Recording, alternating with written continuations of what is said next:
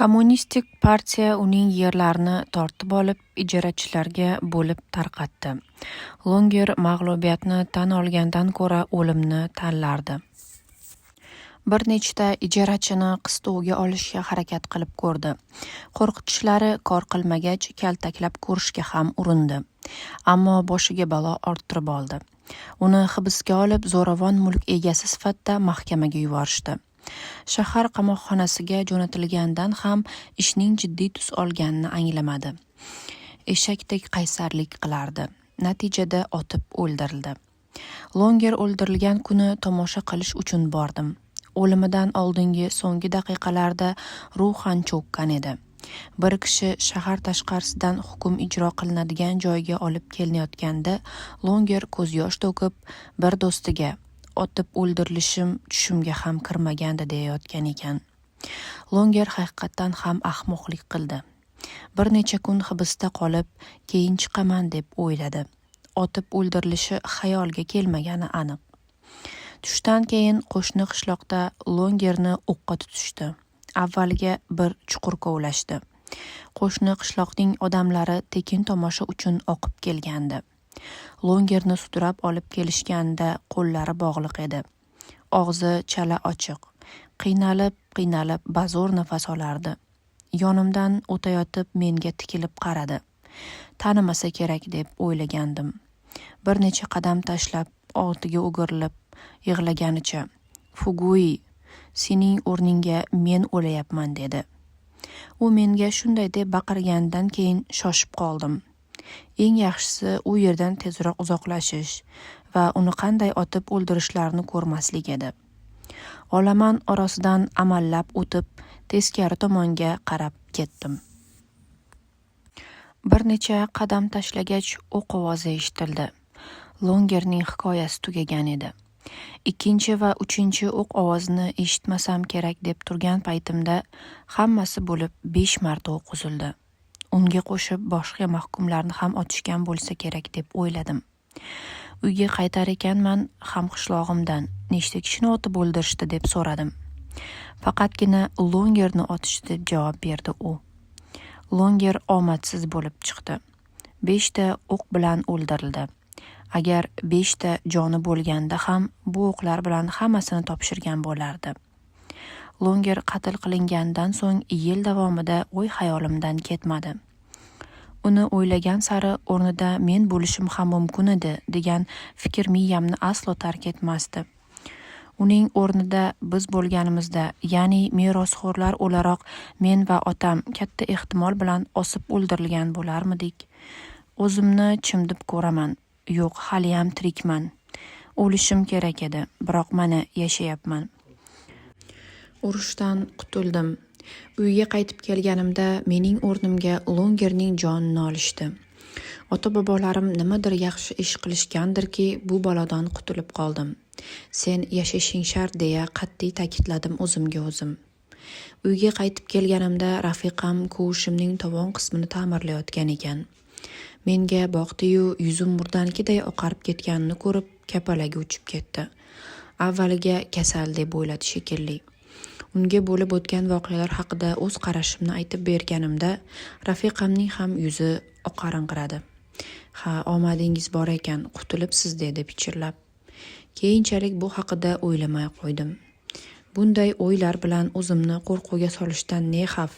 Hayot bu, bo'ladigan narsa bo'lmay qolmaydi. Shunday ibora ham bor-ku.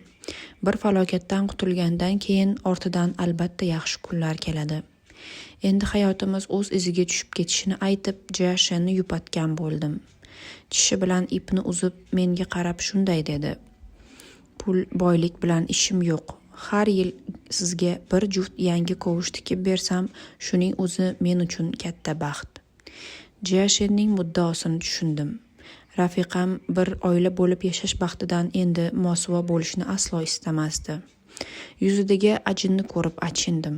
Jashen haq edi.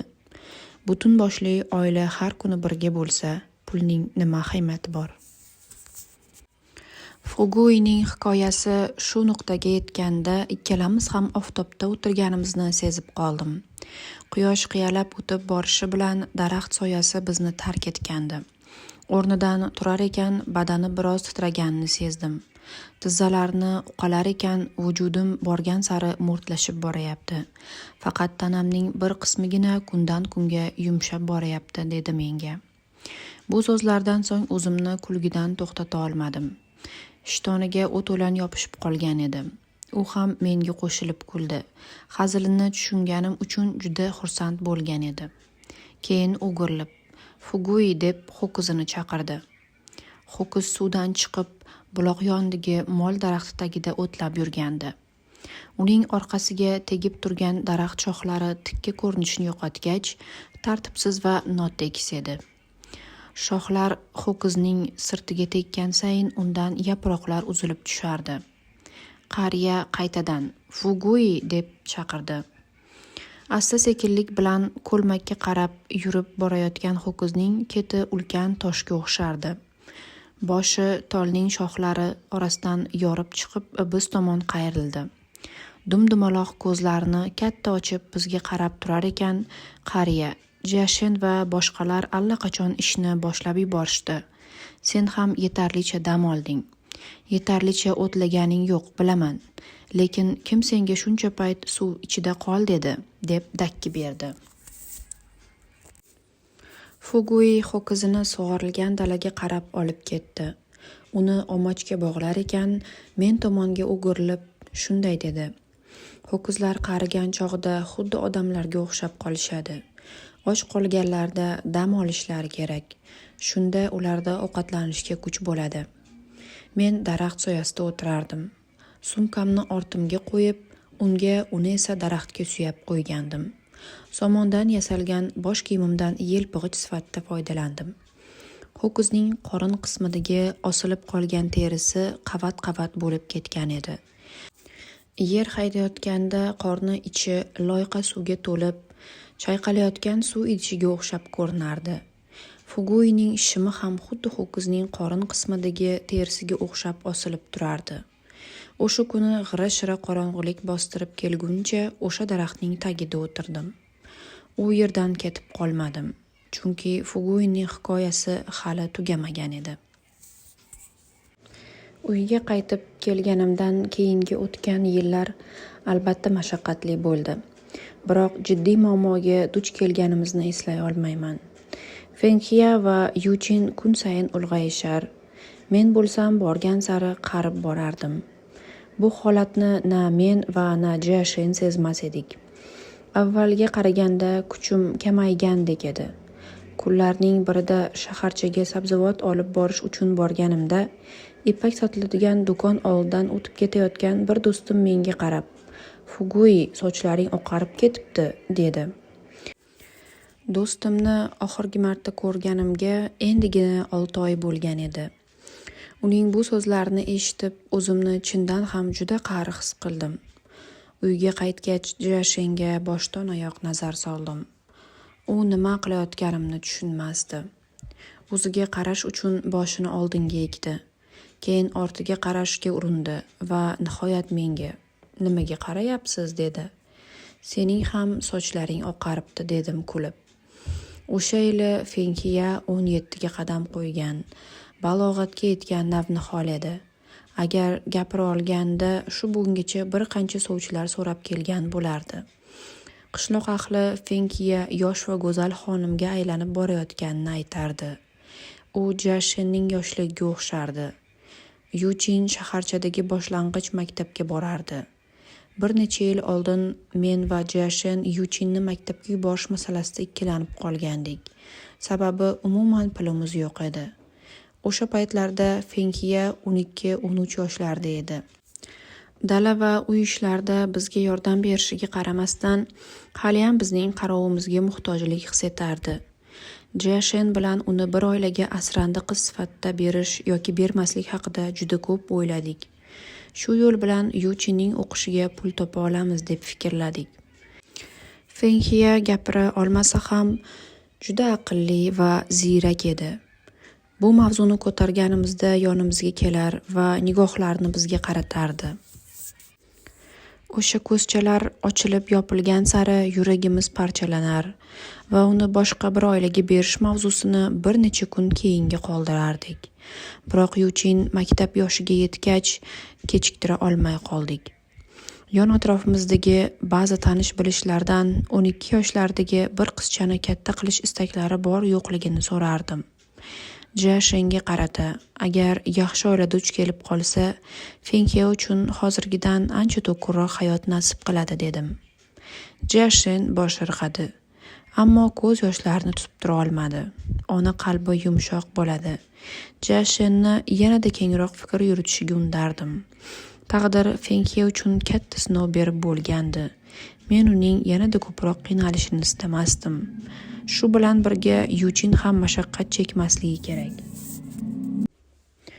Uni maktabga chiqaradigan bo'lsak, porloq kelajakka ega bo'lish imkoniyati ko'payardi. Farzandlarimiz qashshoqlik ko'lankasida qolib ketishlariga ko'nglimiz rozi emas edi. Juda bo'lmaganda bittasining hayoti yaxshiroq bo'lishini xohlar edik. Fengheni qabul qiluvchi oila axtarib yurganimda, odamlar uning yoshi biroz katta ekanligini, agar biroz kichikroq bo'lganida u bilan qiziqadigan bir nechta oilalar topa olishlarini aytishardi. Bu gaplarni eshitib fikrimizdan voz kechdik. Bir oydan keyin ikkita boshqa oilalardan yaxshi taklif tushadi deb umuman o'ylamagandik. Ulardan biri qizimni farzand qilib olishni istasa, ikkinchisi esa qarib qolgan xotinga qarash uchun so'ragandi. Jashen ikkimiz qizlari bo'lmagan oila eng to'g'risi bo'ladi degan xayolga bordik. Agar Fengheni o'z qizlari sifatida ko'rib qabul qilishsa, ikkinchi oilaga qaraganda yaxshiroq bo'lardi. Kelishsin, gaplashib olaylik deb ularga xabar berdik. Xotin kirib kelishdi. Bir qarashda Fenghega mehrlari tushdi, ammo uning gapirmasligini bilib birdan voz kechdilar. Ayolning eri juda pokiza ekan, ammo dedi. Shunday deb nazokat bilan qaytib ketishdi. Ikkinchi oila Fengheni qabul qilishidan boshqa tanlovimiz qolmadi. Ular qizimning gapira olishi yoki nutqi yo'qligi bilan ishi ham bo'lmadi. Istaganlardek yaxshi ishlasa bo'ldi dedi. Fengheni olib ketishga kelishganida qo'limda belkurak bilan dalaga chiqishga tayyorgarlik ko'rayotgandim. Fenghe ham men bilan birga chiqish uchun bitta savat va o'roq olgandi. Necha yillardan beri qachonki dalaga ishlagani borsam, qizim men bilan birga borar. Yovvoyi o'tlarni yulardi. Bir-birimizga juda o'rganib qolgan edik. O'sha kuni ham men bilan dalaga chiqayotganini ko'rgach, uyda o'tir degan ma'noda uni to'xtatdim. Ko'zlarini katta-katta ochib menga qaradi. Belkurakni yerga tashlab, uni kulbo tomon yo'lladim. Qo'lidagi savat va o'roqni olib bir chetga qo'ydim. Haliyam menga qarab turar. Uni boshqa bir oilaga berib yuborganimizdan xabari yo'q edi. Jashen unga kiyishi uchun qizil rangli ko'ylak berganida menga qaramay qo'ydi. Boshini egdi. Jashen uning ust-boshini almashtirishga yordam berishga qo'yib berdi.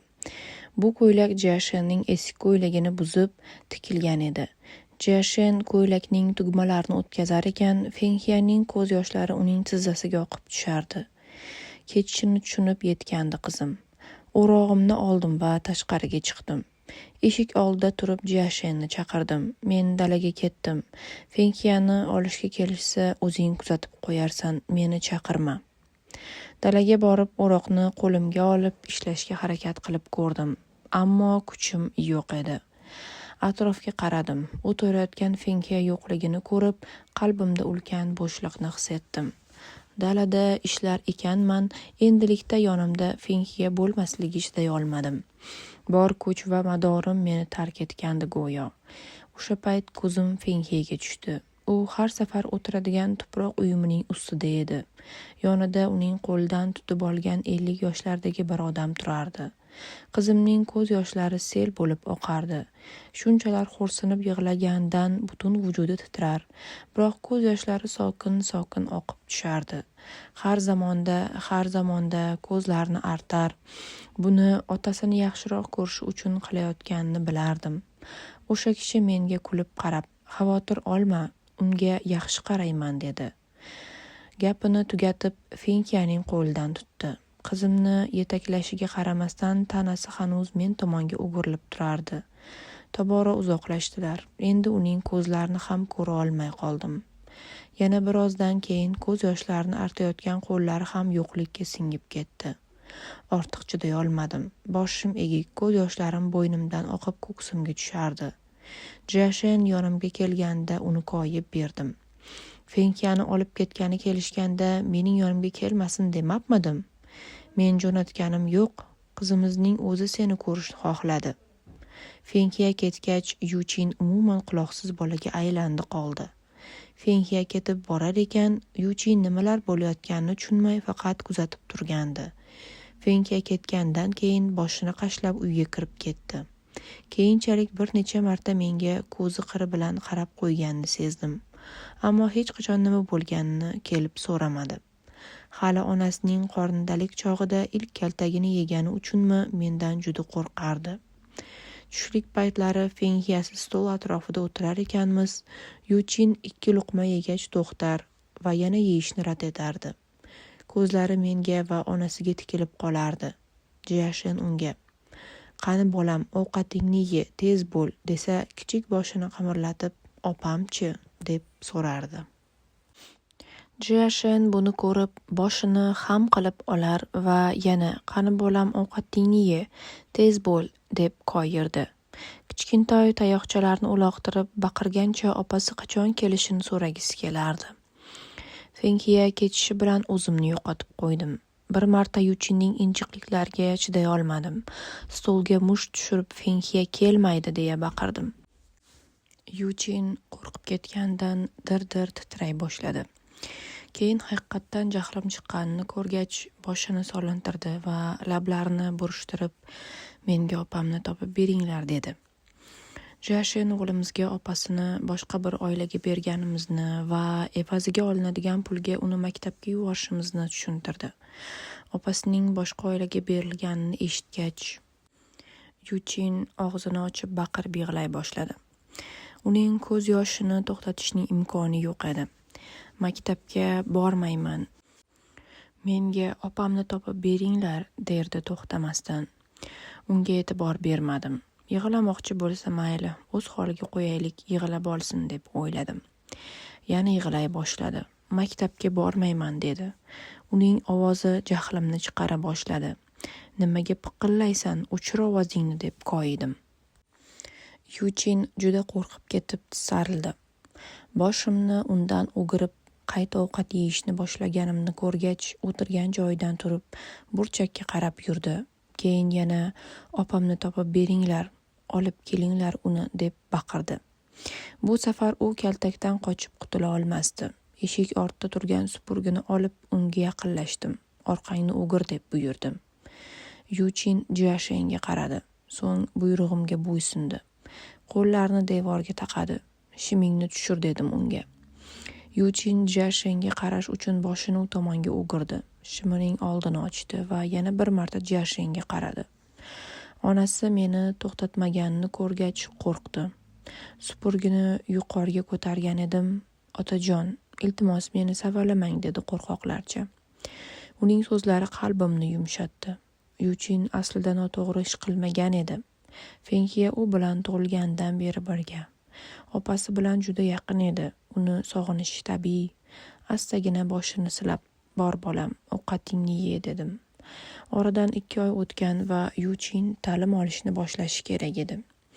Fenkiyani olib ketish uchun kelishganida qizim juda ham chiroyli kiyingan edi. Ammo Yuchin maktabga borishni boshlagan kuni kiyingan kiyimlari bir ahvolda edi. Onasi unga qarab xafa bo'ldi.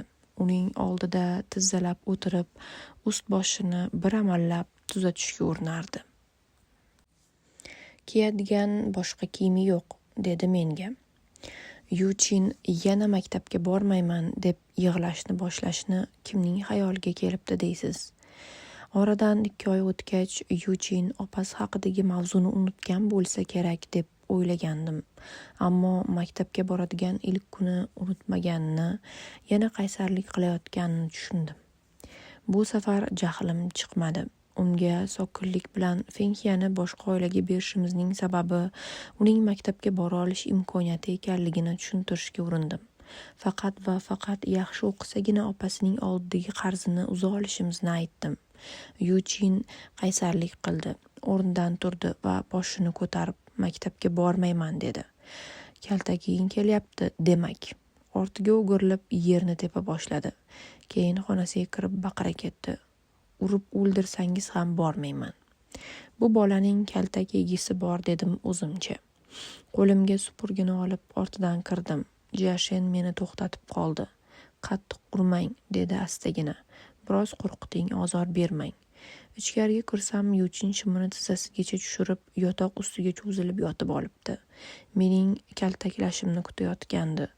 Uni bu ahvolda ko'rib qo'l ko'tara olmadim. Avval gap uqtirishga urinishim kerak deb o'yladim. Fikringdan qaytish uchun hali ham erta, o'ylab ko'r, dedim. Opamni qaytaring deb hayqirdi va telbalarcha yig'lay boshladi. Dumbasini nishonga olib bir marta tushirdim.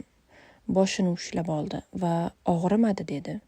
Yana bir marta urdim, gapini takrorladi. Ovora bo'lasiz. Yuchin meni o'zini kaltaklashga majbur qilardi. Rostdan ham jahlim chiqib ketdi. Bu safar bor kuchim bilan tushirdim. Bu zarbaga chiday olmay yig'lay boshladi. Ammo men beparvo davom etardim. Har nima bo'lganda ham Yuchin hali go'dak edi. Chidab tura olmay yolvorishga tushdi. Otajon, bo'ldi urmang, o'tinaman, boraman maktabga. Yuchin doim yaxshi bola bo'lgan. Birinchi kun maktabdan qaytib kelganda meni ko'rib uni titroq tutdi. Ertalab kaltaklaganim uchun haliyam qo'rqyapti deb o'yladim. Oramizdagi bu sovuqlikni eritish maqsadida maktabda kuni qanday o'tganligini so'radim. Boshini pastga egib bir nimalar degan bo'ldi. Ovqatlayotganda menga qo'rquv to'la nigohlari bilan qarab turar ekan, o'zimni juda yomon his etdim. Uni bunchalik qattiq kaltaklaganimdan pushaymon bo'ldim. Ovqatini yeb bo'lib dadajon dedi. Biroz tin olib so'zda davom etdi. Muallim bugun meni urishganini sizga aytishimni tayinladi. Tinch o'tira olmas emishman, o'qishga qunt qilmas ekanman. Bularni eshitib g'azabim toshdi. Fenxiyani uning uchun birovlarga bergan bo'lsak, u esa darslarni yetarlicha e'tibor bermas ekan. Likopchasini olib stol ustiga urdim. Yuchin yig'lay boshladi. Ko'zi yoshga to'lib, otajon, iltimos meni urmang. Orqam haliyam og'riyapti. O'zi shuning uchun ham o'tira olmay qimirladim darsda deb yolvordi. Shimini tushirib qaradim. Ertalabki kaltak tufayli dumbasi ko'karib ketibdi. Bunday ko'kargan orqasi bilan qanday qilib qimirlamay o'tira olsin axir? O'g'lim qo'rquvdan titrayotganini ko'rib yuragim ezildi. Ko'zimga yosh keldi. Fenxiya bizning yonimizdan ketgandan bir necha oy o'tib qaytib keldi. Kechasi bir odam kelib eshigimizni taqillatganda Jashen ikkimiz yotog'imizda uxlab yotardik. Avvaliga asta-sekin, keyin ketma-ket qattiqroq taqillata boshladi. Tun yarmida kim ekan kelgan deb hayron qoldim. O'rnimdan turib eshikni ochganimda ro'paramda Fenxiya turardi. Shoshib qolganimdan uning gapirmasligi va eshitmasligini unutib qo'ydim. Kel qizim, ichkariga kir, kel, dedim. Mening ovozimni eshitishi bilan Jashen sapchib turib, shippagini ham kiymasdan eshikka qarab chopdi.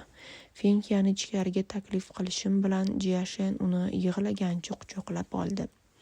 Jashenni astagina turtib qo'ydim. Qizim ham yig'lashini xohlamasdim. Fenxiyaning sochlari va ust-boshi qiruvdan ho'l bo'lib ketgan edi. O'tirishi uchun yotoqxonaga olib kirdik. Bir qo'li bilan mening kiyimimdan va ikkinchi qo'li bilan Jashendan tutib oldi. Ho'ngrab yig'lay boshladi. Butun badani titrardi. Jashen uning sochini quritishga sochiq olib kelgani ketdi. Ammo Fenxiya uni mahkam ushlab olgandan keyin qo'yib bormayotgan edi. Jashen o'rnidan tura olmadi. Qizimizning sochlarini siladi. Fenxiya yig'idan to'xtab, mahkam ushlab turgan onasining kiyimini ham qo'yib yubordi.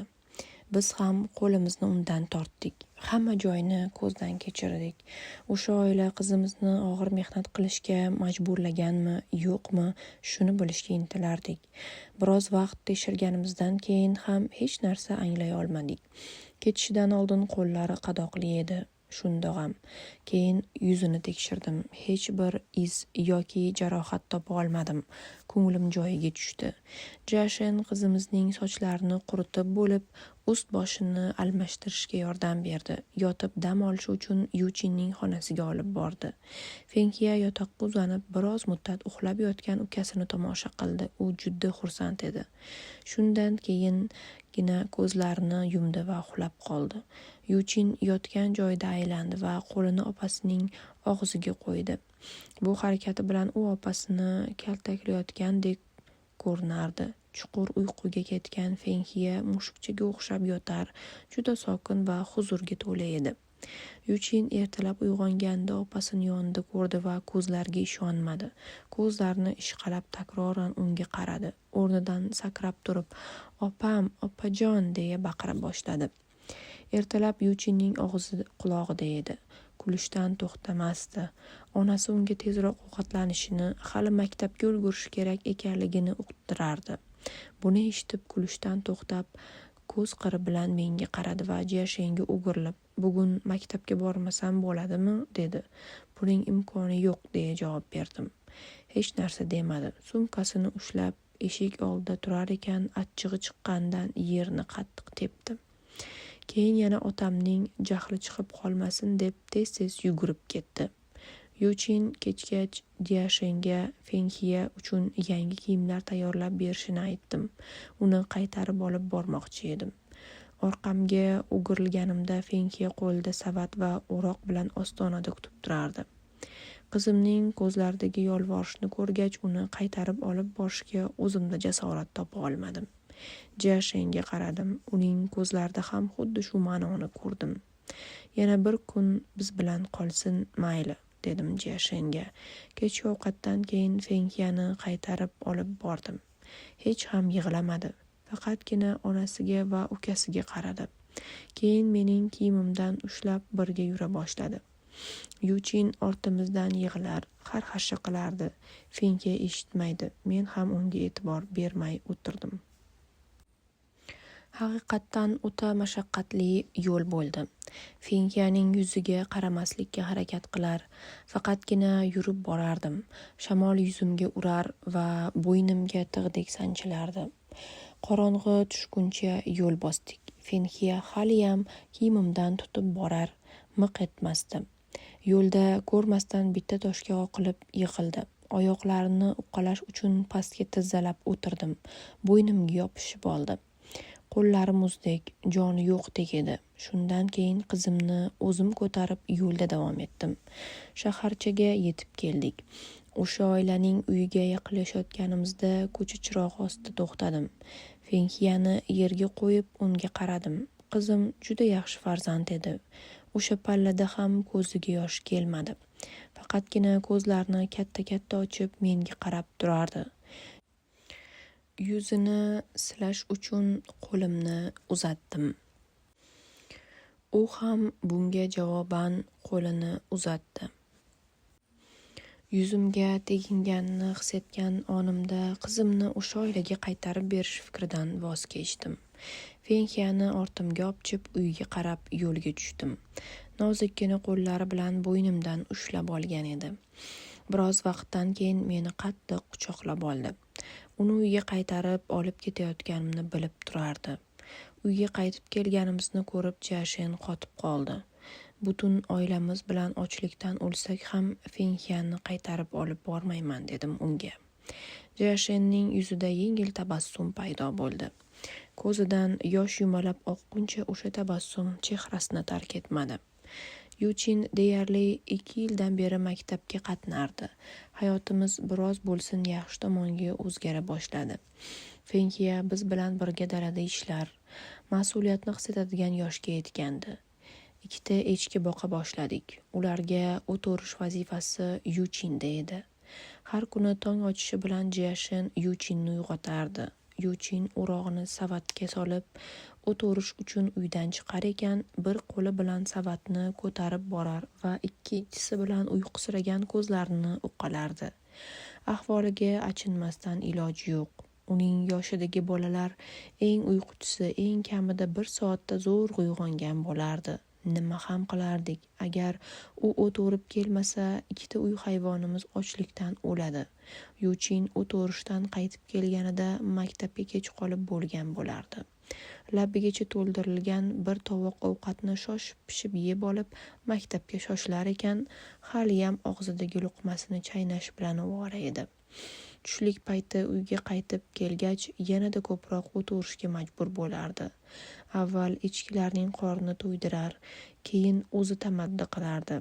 Shu sababli tushdan keyingi darslarga ham kech qolib borardi. Yuchin o'sha pallada 10 yoshlarda edi chamasi. Kuniga uy va maktab orasida 2 marta borib kelar, 25 kilometrdan ko'proq yo'lda chopishga majbur bo'lardi. Bunday harakatchalikda poyabzal kiyishi tabiiy. Shaharda boy badavlat oilada tug'ilib o'sgan Jiashen Yuchindek o'quvchi farzandi maktabga oyoq yalang borib kelishi noto'g'ri ekanligini o'ylab, unga bo'zdan kovush tikib bergan edi. Men bo'lsa o'g'lim darslarni qoldirmay, ularga yaxshi tayyorlanib o'qishda muvaffaqiyat qozonadigan bo'lsa, kovushning ahamiyati yo'q deb o'ylardim. Yuchin yangi kovushni hali 2 oy kiygan bo'lsa-da, Jiashen ularning poshnasini ta'mirlayotganiga ko'zim tushdi. Kimning kovushini yamayotganini so'rasam, o'g'limiznikini ekanini aytdi. Jiashen daladagi ishlar sabab juda charchar, hatto gapirishga ham majoli qolmasdi. Endi bo'lsa Yuchinning kovush muammosi paydo bo'ldi. Uning 2 oylik kovushini ko'zdan kechirish uchun qo'limga oldim. Shunchalar ham to'zib ketadimi? Poshnasi va kovushning tag qismi shu qadar yupqalashib ketgan ediki, deyarli yaroqsiz ahvolga kelgandi. Bittasining ipi ham uzilmagan. Oldingi tomoni batamom yirtilgan edi. Yuchin qo'lida o't to'la savat bilan qaytib kelganda kovushni uning oldiga otib yubordim. Qulog'idan tortib unga kovushlarni ko'rsatdim. Bularni kiyyapsanmi yoki kemiryapsanmi? Yuchin og'riqdan yuzini burishtirib, qulog'ini uqalardi.